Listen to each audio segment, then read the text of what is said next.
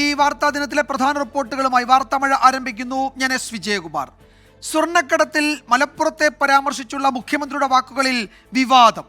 മലപ്പുറത്തെ സ്വർണ്ണക്കടത്തും ഹവാലയും രാജ്യദ്രോഹ പ്രവർത്തനങ്ങൾക്കെന്ന പരാമർശമാണ് വിവാദമായത്. ദേശീയ ദിനപത്രത്തിന് മുഖ്യമന്ത്രി നൽകിയ അഭിമുഖത്തിലെ പരാമർശങ്ങൾ വലിയ രാഷ്ട്രീയ ചർച്ചയ്ക്കാണ് വഴിവെച്ചിരിക്കുന്നത്. മുഖ്യമന്ത്രി പദവിയിലിരുന്ന് മലപ്പുറം ജില്ലയെ ആകെ അപമാനിക്കുന്ന സമീപനമെന്ന വിമർശനവുമായി മുസ്ലിം ലീഗ് രംഗത്തെത്തി. BJPയെ പ്രീണിപ്പിച്ച് കേന്ദ്ര ഏജൻസികളുടെ അന്വേഷണത്തിൽ നിന്ന് രക്ഷപ്പെടാനുള്ള മുഖ്യമന്ത്രിയുടെ നീക്കമാണ് പ്രതികരണത്തിന് പിന്നിലെന്ന് മുസ്ലിം ലീഗ് ജനറൽ സെക്രട്ടറി PMA സലാം കുറ്റപ്പെടുത്തി. കാണാം ഇന്നത്തെ ഏറ്റവും പ്രധാനപ്പെട്ട വാർത്ത, ലീഡ് സ്റ്റോറി.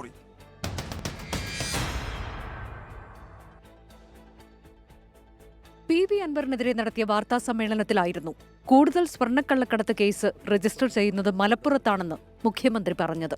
സ്വർണ്ണക്കടത്തുകാരുടെ സ്ഥാപിത താത്പര്യം അൻവറിന്റെ ആരോപണങ്ങൾക്ക് പിന്നിലുണ്ടെന്ന് പരോക്ഷമായി പറയുകയും ചെയ്തു മുഖ്യമന്ത്രി. ഇന്ന് ദ ഹിന്ദു ദിനപത്രത്തിൽ പ്രസിദ്ധീകരിച്ച അഭിമുഖത്തിലാണ് കരിപ്പൂർ വിമാനത്താവളം വഴിയുള്ള സ്വർണ്ണക്കടത്തും മലപ്പുറത്തെ ഹവാലയും രാജ്യദ്രോഹ പ്രവർത്തനങ്ങൾക്കെന്ന് മുഖ്യമന്ത്രി ആരോപിച്ചത്. 5 വർഷത്തിനിടെ ജില്ലയിൽ പിടികൂടിയത് 150 കിലോ സ്വർണവും 123 കോടി രൂപയുമാണ്. മുസ്ലിം തീവ്രവാദികൾക്കെതിരായ നടപടി മുസ്ലിം സമുദായത്തിനെതിരാണെന്ന് പ്രചരിപ്പിക്കുന്നുവെന്നും മുഖ്യമന്ത്രി പറഞ്ഞു.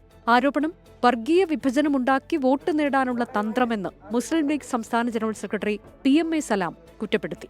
വോട്ട് നേടാൻ ഇത്രയും മനുഷ്യരെ പരസ്പരം ഭിന്നിപ്പിക്കുന്ന, വർഗീയ സംഘർഷം ഉണ്ടാക്കുന്ന നിലപാടുകൾ മാർക്സിസ്റ്റ് പാർട്ടി കുറേ കാലമായി സ്വീകരിച്ചിട്ടുണ്ട്. അതിൻ്റെ ഭാഗമാണല്ലോ വടകരയിലെ നമ്മുടെ കാഫിർ സ്ക്രീൻഷോട്ടിൻ്റെ കാര്യം. അതുപോലുള്ള നിരവധി കാര്യങ്ങൾ നമ്മുടെ മുമ്പിലുണ്ട്. മുഖ്യമന്ത്രിയുടെ പിന്തുണയോടെയാണ് കള്ളക്കടത്ത് സംഘങ്ങൾ അഴിഞ്ഞാടിയതെന്ന് BJP സംസ്ഥാന അധ്യക്ഷൻ K. സുരേന്ദ്രൻ ആരോപിച്ചു.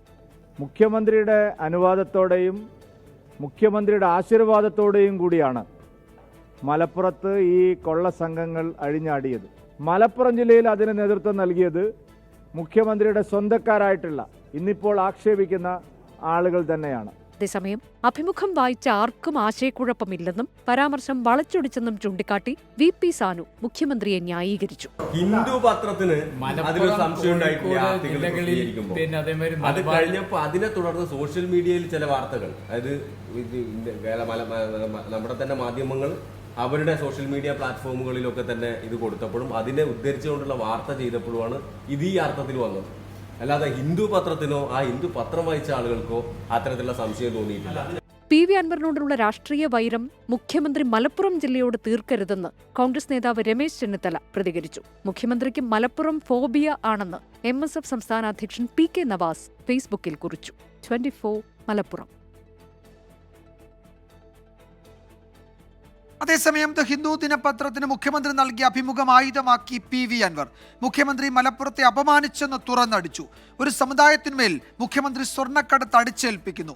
RSSുമായി ചേർന്ന് മതേതരത്വത്തിന്റെ കടക്കൽ കത്തിവെക്കാനാണ് മുഖ്യമന്ത്രിയുടെ ശ്രമമെന്നും PV അൻവർ ആരോപിച്ചു. മലപ്പുറം ജില്ല സംസ്ഥാനത്തെ ഏറ്റവും വലിയ ക്രിമിനൽ സംഘത്തിന്റെ കേന്ദ്രം. ആരോടാ പറയുന്നത്? ഹിന്ദു ന്യൂസ് പേപ്പറിനോട്. എന്താ മാതൃഭൂമിയും മനോരമയും കേരളത്തിലെ മറ്റു പത്രങ്ങളോട് പറയാത്തത്? ചോദ്യമുണ്ടാകും. ഈ വാർത്ത എങ്ങോട്ടാ പോകുന്നത്? നേരെ ഡൽഹിയിലേക്ക്. സദുദ്ദേശമാണോ ദുരുദ്ദേശമാണോ? ഇതിൽ പറയുന്ന കണക്കുകൾ മലപ്പുറം ജില്ലയിൽ നിന്ന് 150ഓളം സ്വർണ്ണക്കേസുകൾ പിടിച്ചു. എന്താ അദ്ദേഹം ചെയ്യുന്നത്? അടിച്ചേൽപ്പിക്കുക ഒരു സമുദായത്തെ. RSSുമായി ചേർന്ന്, രാജ്യത്തെ ഭീകരവാദികളുമായി ചേർന്ന് ഒരു സമൂഹത്തെ ആകെ അപരവൽക്കരിക്കാൻ ശ്രമം നടത്തുന്നു. ആരാ നേതൃത്വം? കേരളത്തിന്റെ ബഹുമാന്യായ മുഖ്യമന്ത്രി. വിശ്വസിക്കാൻ കഴിയുമോ? PV അൻവറിന്റെ ആരോപണങ്ങൾക്ക് അതേ നാണയത്തിൽ തിരിച്ചടി നൽകാൻ CPIM. വിശ്വാസവുമായി ബന്ധപ്പെട്ട പരാമർശങ്ങൾ PV അൻവർ മതം പറയുന്നുവെന്ന് ചൂണ്ടിക്കാട്ടി പ്രതിരോധിക്കാനാണ് ശ്രമം. PV അൻവറിന് പിന്നിൽ മതമൗലിക സംഘടനകളാണെന്നാണ് മുതിർന്ന CPM നേതാവ് പാലോളി മുഹമ്മദ് കുട്ടിയുടെ ആരോപണം. മുഖ്യമന്ത്രിക്കും സർക്കാരിനുമെതിരെ തിരിഞ്ഞ അൻവറിനെതിരെ ഇന്നലെ ഫോൺ ചോർത്തലിന് കേസെടുത്തു. ആദ്യ പൊതുസമ്മേളനത്തിന് പിന്നാലെ രാഷ്ട്രീയമായി കൂടി അൻവറിനെ പ്രതിരോധിക്കുകയാണ് CPIM. തന്റെ വിശ്വാസം ചൂണ്ടിക്കാട്ടി PV അൻവർ നടത്തിയ പരാമർശങ്ങൾക്ക് അതേ നാണയത്തിൽ തിരിച്ചടി. മതന്യൂനപക്ഷങ്ങളുടെ ഇടയിൽ അദ്ദേഹത്തിനുള്ള ഒരു ഇമേജ് തകർക്കുക, അതുവഴി കേരളത്തിലെ ഇടതുപക്ഷ ജനാധിപത്യ മുന്നണിയുടെ ജനകീയ അടിത്തറക്ക് കോട്ടം സംഭവിപ്പിക്കും. ഇത് UDFന്റെ ഒരു അജണ്ടയാണ്. പ്രത്യേകിച്ച് മതന്യൂനപക്ഷങ്ങളിൽ നിന്ന് വന്ന ഈ രൂപത്തിൽ സ്വതന്ത്രമായി ചിന്തിക്കുന്ന ഇടതുപക്ഷത്തിന് അനുകൂലമായ നിലപാടെടുക്കുന്ന ഒരു നല്ല വിഭാഗം ആൾക്കാരെ തെറ്റിദ്ധരിപ്പിക്കാനാണ് അൻവർ ഇപ്പം നടത്തുന്ന പ്രയോഗം. CPM-ന് മതന്യൂനപക്ഷങ്ങൾക്കിടയിലുള്ള പിന്തുണ ദുർബലപ്പെടുത്താനുള്ള ശ്രമമെന്ന് മന്ത്രി P. രാജീവ്. ഇടതുപക്ഷത്തിന്റെ ഒരു ശക്തമായ നിലപാട്, ഒരു വർഗീയ വിരുദ്ധ മതനിരപേക്ഷ പശ്ചാത്തലം കേരളത്തിൽ നിലനിർത്തി പോകുന്നതിൽ ഏറ്റവും പ്രധാനമാണ്. അതിനെ ദുർബലപ്പെടുത്താനുള്ള ശ്രമം രണ്ട് വിഭാഗത്തിലുള്ള വർഗീയ ശക്തികളും മതമൗലികവാദി ശക്തികളും നടത്തിക്കൊണ്ടിരിക്കുന്നുണ്ട്. അൻവർ പാർട്ടിക്ക് വെല്ലുവിളിയല്ലെന്ന മന്ത്രി V. ശിവൻകുട്ടിയും പാർട്ടിക്കെതിരെ സംഘടിതമായ കള്ളപ്രചരണങ്ങൾ നടത്തുന്നുവെന്ന് പാലോളി മുഹമ്മദ് കുട്ടിയും പ്രതികരിച്ചു. SDPIക്കാരും അതുപോലെ തന്നെ ജമാഅത്തെ ഇസ്ലാമിക്കാരും സാധാരണഗതിയിൽ അവർ ഇത്തരം പൊതുയോഗത്തിൽ വരാറ് പതിവില്ലാത്തതാണ്. അവരാണ് അപ്പോൾ എങ്ങനെ വന്നു എന്നുള്ളത് പിന്നെ നമ്മൾ ആലോചിച്ചാൽ മതി. അൻവറിനെ പ്രതിരോധിക്കാനുള്ള CPM-ന്റെ പുതിയ നീക്കത്തിന് മുന്നണിയിലെ ഘടകകക്ഷികളുടെ പിന്തുണ ലഭിക്കുമോ എന്നതാണ് നിർണായകം. 24 തിരുവനന്തപുരം. PV അൻവറിന്റെ പൊതുസമ്മേളന വിജയത്തിന് പിന്നാലെ UDF-ൽ അൻവറിന് അനുകൂല സാഹചര്യം ഒരുങ്ങുന്നു. PV അൻവറിനെ വേണ്ട എന്നായിരുന്നു നേതാക്കളുടെ ആദ്യ നിലപാട്. ആവശ്യമെങ്കിൽ ചർച്ച നടത്തുമെന്ന് ഇപ്പോൾ പ്രതിപക്ഷ നേതാവ് പറഞ്ഞത് നിലപാട് മാറ്റത്തിന്റെ സൂചനയാണ്. PV അൻവറിനെ സ്വീകരിക്കുന്നതിൽ KPCC അധ്യക്ഷനും എതിർപ്പില്ല. CPIM-നെ പരസ്യമായി വെല്ലുവിളിച്ച അന്ന് തന്നെ PV അൻവറിനോടുള്ള UDF സമീപനം എന്താകുമെന്ന് മാധ്യമങ്ങൾ പ്രതിപക്ഷ നേതാവിനോട് ആരാഞ്ഞിരുന്നു. അന്നൊന്നും VD സതീശൻ പ്രതികരിച്ചില്ല. നിലമ്പൂരിൽ വൻ ജനാവലി അണിനിരത്തിയുള്ള PV അൻവറിന്റെ പൊതുയോഗം കഴിഞ്ഞതിന് തൊട്ടടുത്ത ദിവസമാണ് UDF ചെയർമാൻ കൂടിയായ പ്രതിപക്ഷ നേതാവ് അൻവറിന്റെ UDF പ്രവേശന ചർച്ചയിൽ ആദ്യമായി പ്രതികരിച്ചത്.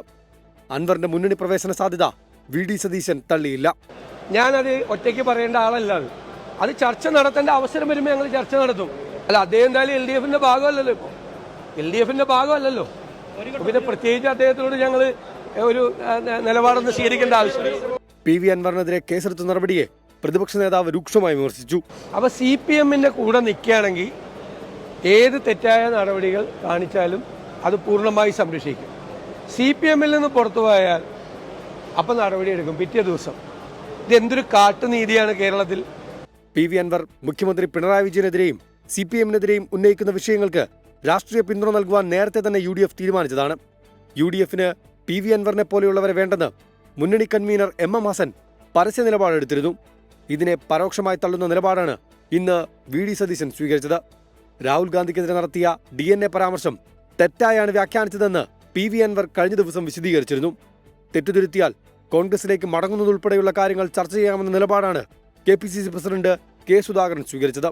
സതീശന്റെയും സുധാകരന്റെയും നിലപാട് വ്യക്തമായതോടെ നിലമ്പൂരിലെ ഗ്രൂപ്പ് താൽപര്യങ്ങളുടെ ബലാബലവും അപ്രസക്തമായി. Political desk 24.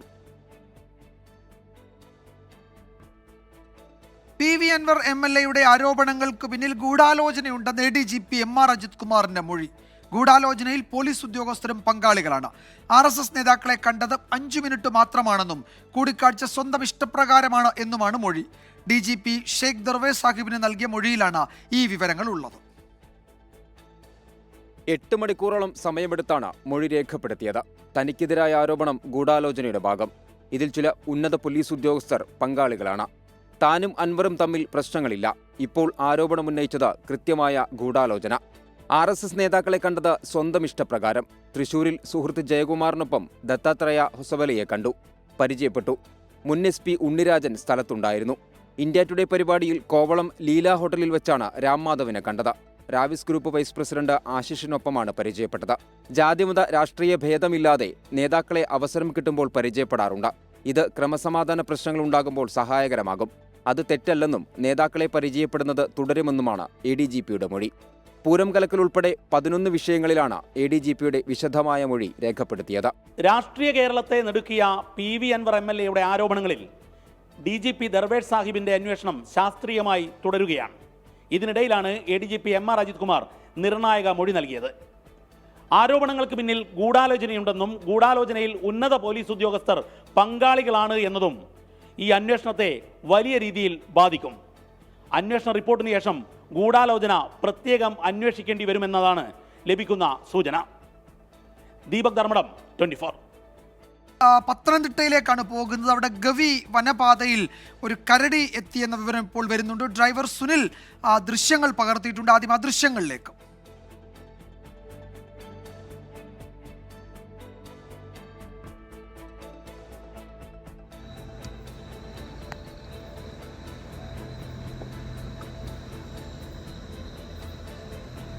ശ്രീജിത്ത് ശ്രീകുമാരൻ വിവരങ്ങൾ നൽകും പത്തനംതിട്ടയിൽ നിന്ന്. ശ്രീജിത്ത്, സ്ഥിരമായി വന്യമൃഗങ്ങൾ ഇറങ്ങുന്ന ഒരു ഭാഗമാണിതല്ലേ? പക്ഷേ കരടി സാധാരണ കാണാറില്ല. ആനയൊക്കെയാണ് ഈ ഭാഗത്ത് എത്തുക സാധാരണഗതിയിൽ, അല്ലേ? കാട്ടുപോത്തുമൊക്കെയാണ് ഈ മേഖലയിൽ സാധാരണ നമ്മൾ കണ്ടുവരാറുള്ളത്. നമ്മളും ഗവിയിലേക്കും മറ്റും പോകുമ്പോൾ ആ മേഖലയിൽ അതൊക്കെ സ്വാഭാവികമാണ്. എന്തായാലും ഒരു കരടി എത്തുന്നത് ആദ്യമാണ്, അല്ലെങ്കിൽ ദൃശ്യങ്ങളിൽ ആദ്യമാണെന്ന് നമുക്ക് ഈ ഒരു ഘട്ടത്തിൽ വ്യക്തമായി തന്നെ പറയാം. കരടി കുഞ്ഞ് തന്നെയാണ് എന്ന് നമുക്ക് ദൃശ്യങ്ങളിൽ നിന്നും വ്യക്തമാകുന്നുണ്ട്. സുനിൽ എന്ന ഒരു ടൂർ ഓപ്പറേറ്ററാണ്. അദ്ദേഹം തന്നെയാണ് കാർ ഡ്രൈവ് ചെയ്തിരുന്നത്. അദ്ദേഹം ടൂറിസ്റ്റുകളെ കൊണ്ട് തിരിച്ചു മടങ്ങി വരുന്ന വഴിക്കാണ് ഗവി വനപാതയിൽ ഇത്തരത്തിൽ കരടി കുഞ്ഞിനെ കാണുന്നത്. ആദ്യഘട്ടത്തിൽ ഈ കരടി കുഞ്ഞ് വാഹനത്തിന് മുൻപിലേക്ക് ചാടുന്നു. അതിനുശേഷം അവർ വാഹനം നിർത്തി ഈ ലൈറ്റ് എല്ലാം അടിച്ച സമയത്ത് കരടി കുഞ്ഞ് തീർത്തും ഭയപ്പെട്ട് വനത്തിനുള്ളിലേക്ക് തന്നെ, ആ റോഡിലൂടെ തന്നെ വനത്തിനുള്ളിലേക്ക് കയറി പോകുന്ന ദൃശ്യമാണ് കാണുന്നത്. കരടിയുടെ ഈ പറയുന്ന കുഞ്ഞിന്റെ അമ്മയും അതുപോലെ തന്നെ മറ്റു കരടികളും ആ പ്രദേശത്തുണ്ടോ എന്ന് സംശയമുണ്ട്. എന്തായാലും ആളുകൾ ഒരു ഘട്ടത്തിൽ പോലും പേടിച്ചില്ല. കാരണം ഒരു ശബ്ദം പോലും ആളുകൾ ആ മേഖലയിൽ നിന്ന് ഉണ്ടാക്കാൻ തയ്യാറായില്ല. അതിന് പ്രധാനപ്പെട്ട കാരണം വനപാതയാണ്. അതുകൊണ്ട് തന്നെ മറ്റു വന്യമൃഗങ്ങൾ ഉണ്ടാകുമെന്ന് ഒരു ടൂർ ഓപ്പറേറ്റർ കൂടിയായ സുനിലിന് വ്യക്തമായ ധാരണയുണ്ടായിരുന്നു. എന്നാലും ആ ദൃശ്യങ്ങളാണ് നമുക്ക് ലഭിച്ചിരിക്കുന്നത്. കാര്യമായ പ്രശ്നങ്ങളൊന്നുമില്ല. ഈ കരടി കുഞ്ഞ് എന്തായാലും വനത്തിനുള്ളിലേക്ക് തന്നെ കയറിപ്പോയിട്ടുണ്ട്. മറ്റു പ്രശ്നങ്ങളൊന്നും തന്നെ ഈ ഒരു ഘട്ടത്തിൽ നിലവിലില്ല. ശ്രീജിത്ത് ശ്രീകുമാരനാണ് പത്തനംതിട്ടയിൽ നിന്ന് വിവരങ്ങൾ നൽകിയത്. ഇന്നത്തെ മറ്റൊരു പ്രധാന റിപ്പോർട്ടിലേക്ക്. ബലാത്സംഗ കേസിൽ നടൻ സിദ്ദിഖിന്റെ അറസ്റ്റ് തടഞ്ഞ് സുപ്രീം കോടതി. 2 ആഴ്ചത്തേക്കാണ് സിദ്ദിഖിനെ അറസ്റ്റിൽ നിന്ന് സംരക്ഷണം നൽകിയത്. കേസിൽ സംസ്ഥാന സർക്കാരിനും അതിജീവിതയ്ക്കും കോടതി നോട്ടീസ് അയച്ചു. മുൻകൂർ ജാമ്യം തടഞ്ഞ ഹൈക്കോടതി വിധിക്കെതിരെയാണ് സിദ്ദിഖ് സുപ്രീം കോടതിയെ സമീപിച്ചത്. ഹൈക്കോടതി മുൻകൂർ ജാമ്യം തള്ളിയതിനെ തുടർന്ന് ഒളിവിൽ കഴിയുന്നതിനിടെയാണ് സിദ്ദിഖിന് താൽക്കാലിക ആശ്വാസം. 2 ആഴ്ചയ്ക്ക് ശേഷം കേസ് വീണ്ടും പരിഗണിക്കും വരെയാണ് അറസ്റ്റ് സുപ്രീം കോടതി തടഞ്ഞത്. അന്വേഷണവുമായി സിദ്ദിഖ് സഹകരിക്കണമെന്നും വിചാരണ കോടതിയുടെ വ്യവസ്ഥകൾ പാലിക്കണമെന്ന നിർദ്ദേശവും സുപ്രീം കോടതി നൽകി. ജസ്റ്റിസുമാരായ ബേല എം ത്രിവേദി, സതീഷ് ചന്ദ്ര ശർമ്മ എന്നിവരടങ്ങുന്ന ബെഞ്ചിന്റേതാണ് നടപടി. പരാതി വൈകിയതും 2019 മുതൽ 2022 വരെ പരാതിക്കാരി ഫേസ്ബുക്കിലിട്ട പോസ്റ്റും ചൂണ്ടിക്കാട്ടിയായിരുന്നു സിദ്ദിഖിന്റെ അഭിഭാഷകൻ മുകുൾ റോത്തഗിയുടെ വാദം. ഹേമ കമ്മിറ്റി റിപ്പോർട്ടും തുടർ നടപടികളും വിശദീകരിച്ച മുകുൾ റോത്തഗിയുടെ വാദത്തെ സംസ്ഥാന സർക്കാരിന് വേണ്ടി ഹാജരായ additional solicitor general Aishwarya Bhati എതിർത്തു. തടസ്സ ഹർജി നൽകിയവർ വാദം ഉന്നയിക്കാൻ ശ്രമിച്ചെങ്കിലും ഇടക്കാല സംരക്ഷണം അനുവദിക്കുകയാണെന്ന് സുപ്രീം കോടതി വ്യക്തമാക്കി. അന്വേഷണവുമായി സഹകരിക്കുമെന്ന് സിദ്ദിഖിന്റെ മകൻ ഷഹീൻ. ഇതായിട്ട് ഞാൻ വീട്ടിലേക്ക് പോകുന്നു. എൻ്റെ വീട്ടിൽ എൻ്റെ ഫാമിലിയെ നേരിട്ട് കണ്ട് പറയണം. കേസ് അന്വേഷണവുമായി സമ്പൂർണ്ണമായി സഹകരിക്കുമോ? ഈ കാര്യത്തിൽ സഹകരിക്കണമെന്ന് സുപ്രീം കോടതി നിർദ്ദേശിച്ചിട്ടുണ്ട്. സമ്പൂർണ്ണമായി സഹകരിക്കും. ലൈംഗിക പീഡന കേസിൽ 23 വർഷം ശിക്ഷിക്കപ്പെട്ട ഹോളിവുഡ് നിർമ്മാതാവ് ഹാർവി വെയിൻസ്റ്റീനോട് താരതമ്യപ്പെടുത്തിയായിരുന്നു അതിജീവിതയുടെ അഭിഭാഷക വൃന്ദ ഗ്രോവറിന്റെ വാദം. കേസിൽ സംസ്ഥാന സർക്കാരിനും അതിജീവിതയ്ക്കും കോടതി നോട്ടീസ് അയച്ചു. ഹൈക്കോടതിയിൽ നിന്നും കടുത്ത പരാമർശങ്ങൾ നേരിട്ട സിദ്ദിഖിന് സുപ്രീം കോടതിയിൽ നിന്നും താൽക്കാലിക ആശ്വാസം. 2 ആഴ്ചയ്ക്കകം കേസ് വീണ്ടും പരിഗണിക്കുമ്പോൾ ഹേമ കമ്മിറ്റി റിപ്പോർട്ടടക്കം കേസിന്റെ ഗൗരവം സുപ്രീം കോടതിയെ ബോധ്യപ്പെടുത്താനാകുമോ എന്നുള്ളത് നിർണായകമാകും. ടീം 24, ഡൽഹി. നടൻ സിദ്ദിഖിനെതിരായ ബലാത്സംഗ കേസിൽ സർക്കാർ ഒളിച്ചു കളിക്കുകയാണെന്ന് പ്രതിപക്ഷ നേതാവ് വി ഡി സതീശൻ. ഹേമ കമ്മിറ്റി റിപ്പോർട്ടിലെ പേജുകൾ മാറ്റി ഇഷ്ടക്കാരെ സംരക്ഷിക്കാനുള്ള ശ്രമമാണ് സർക്കാർ നടത്തിയതെന്നും വി ഡി സതീശൻ ആരോപിച്ചു. സിദ്ദിഖിന്റെ അറസ്റ്റ് തടഞ്ഞ സുപ്രീം കോടതി വിധിയിൽ സർക്കാരിന് വീഴ്ചയൊന്നും ഉണ്ടായിട്ടില്ലെന്ന് മന്ത്രി പി രാജീവും പ്രതികരിച്ചു. സംസ്ഥാന സർക്കാർ ഇക്കാര്യത്തിൽ ആദ്യമേ തന്നെ ഒളിച്ചു കളിക്കുകയല്ലേ. കോടതി ഇടപെട്ടല്ലേ ഇപ്പൊ ഹേമ കമ്മിറ്റി റിപ്പോർട്ടെങ്കിലും അന്വേഷിക്കുന്നു. ഹേമ കമ്മിറ്റി റിപ്പോർട്ട് അന്വേഷിക്കാതെ പേജ് മുഴുവൻ മാറ്റി ഇഷ്ടക്കാരെ സംരക്ഷിക്കാൻ വേണ്ടിയിട്ടുള്ള ശ്രമമല്ലേ നടത്തിയത്. ഇഷ്ടക്കാരെ, വേണ്ടപ്പെട്ടവരെ സംരക്ഷിക്കാനുള്ള ശ്രമമാണ് നടത്തിയത്. അതിനകത്ത് സർക്കാർ വളരെ ശക്തമായ തന്നെ നിലപാട് സ്വീകരിച്ചു. ഞാൻ മനസ്സിലാക്കിയെടുത്തോളം കോടതി ആ ചോദ്യം ഉയർത്തിയപ്പോൾ തന്നെ ഡിലേക്ക് ആവശ്യമായ കാരണങ്ങൾ എന്താണ് എന്നുള്ളതും ഗവൺമെൻറ്റിൻ്റെ വക്കീലോട് വാദിച്ചിട്ടുണ്ടെന്നാണ് ഞാൻ ഇപ്പോൾ മനസ്സിലാക്കിയത്. സർക്കാർ വളരെ ശക്തമായി തന്നെയാണ് ഹൈക്കോടതിയിലും സുപ്രീം കോടതിയിലും നിലപാട് സ്വീകരിച്ചിട്ടുള്ളത്. അത് കുറ്റമറ്റ രീതിയിൽ തന്നെ അന്വേഷണം നടത്താനായിട്ട് അറസ്റ്റ് ചെയ്യേണ്ടതുണ്ട് എന്ന നിലപാട് തന്നെയാണ് സർക്കാർ സ്വീകരിച്ചിട്ടുള്ളത്. കോഴിക്കോട് രോഗി മരിച്ച സംഭവത്തിൽ വ്യാജ ഡോക്ടറെ പോലീസ് കസ്റ്റഡിയിലെടുത്തു. കോട്ടക്കടവ് TMH ആശുപത്രിയിൽ RMO ആയ അബു എബ്രഹാം ലൂക്കിനെയാണ് ഫറോക്ക് പോലീസ് കസ്റ്റഡിയിലെടുത്തത്. MBBS രജിസ്റ്റർ നമ്പർ വ്യാജമാണെന്നും കണ്ടെത്തിയിട്ടുണ്ട്. പൂച്ചേരിക്കുന്ന് സ്വദേശി വിനോദ് കുമാറാണ് മരിച്ചത്. ഡോക്ടർക്കും ആശുപത്രി അധികൃതർക്കുമെതിരെ നടപടി വേണമെന്ന് വിനോദ് കുമാറിന്റെ മകൻ ഡോക്ടർ അശ്വിൻ P. വിനോദ് 24നോട് പറഞ്ഞു. കൂടെ എൻ്റെ വൈഫും ഉണ്ടായിരുന്നു. അവള് KMCT എന്നാണ് പഠിച്ചത്. അപ്പോൾ അദ്ദേഹം അവിടുത്തെ ഡോക്ടേഴ്സിൻ്റെ ലിസ്റ്റ് പുറത്ത് ഡിസ്പ്ലേ ചെയ്തേക്കുന്ന ലിസ്റ്റിൻ്റെ അകത്ത് ഈ അബു എബ്രഹാം ലൂക്കിൻ്റെ പേര് കണ്ടു. അപ്പോൾ തന്നെ അവൾ അവിടെ കൂട്ടുകാരെ വിളിച്ചു ചോദിച്ചു, അവളുടെ സീനിയേഴ്സിനെ വിളിച്ചു ചോദിച്ചു, ഈ അബു എബ്രഹാം ലൂക്ക് പാസ്സായോ ഇല്ലെന്ന്. അദ്ദേഹം ഭയങ്കര നൊട്ടോറിയസ് ആയിരുന്നു കോളേജിൽ, കുറേ കാലമായിട്ട് പാസ്സാവാത്തതിൻ്റെ ഒരു ഇതുകൊണ്ട്. അപ്പോൾ അങ്ങനെ ആണ് ഞങ്ങൾ അറിഞ്ഞത് അദ്ദേഹം പാസ്സായിട്ടില്ല. ഇപ്പോഴും സെക്കൻഡ് ഇയർ പാസ്സാവാതിരിക്കുകയാണ്. ഇനിയിപ്പോൾ അത് കഴിഞ്ഞിട്ട് അദ്ദേഹത്തിന് ഫൈനൽ ഇയർ ക്ലിയർ ചെയ്യാണ്ട്, ഇൻറ്റേൺഷിപ്പ് കംപ്ലീറ്റ് ആവാണ്ട്, ഈ ഹൗസ് സർജൻസി എന്ന് പറയുന്ന സാധനം അത് കംപ്ലീറ്റ് ആവാണ്ട്, MBBS കഴിയാത്ത ഒരാൾ qualification wise he's just 12th pass. അപ്പം അങ്ങനത്തെ ഒരാൾ ഒരു കാർഡിയാക്ക് പേഷ്യൻറ്റിനെ മാനേജ് ചെയ്ത് കഴിഞ്ഞാൽ അത് കറക്റ്റായിട്ടുള്ള മാനേജ്മെൻ്റ് ആണോ? അങ്ങനെ ചെയ്യാൻ പാടില്ല, ഇല്ലീഗലാണ്. ഇനി നോക്കാം ഇപ്പോഴത്തെ കാലാവസ്ഥ റിപ്പോർട്ട്. ഇപ്പോഴത്തെ കാലാവസ്ഥ സമർപ്പിക്കുന്നത് Berger paints 100 years of trust.